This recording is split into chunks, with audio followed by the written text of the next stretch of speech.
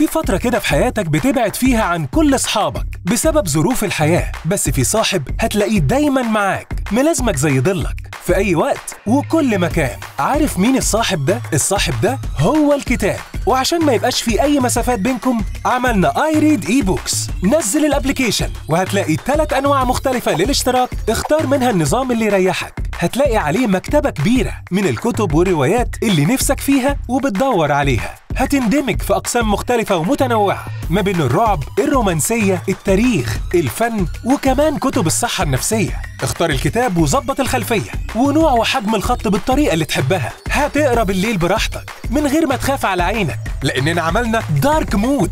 شارك الاقتباسات والجمل اللي عجبتك في ثواني، سواء كنت في البيت، المواصلات، أو حتى قاعد في كافيه. هتقدر تقرا في أي وقت وفي كل مكان من غير أي قيود.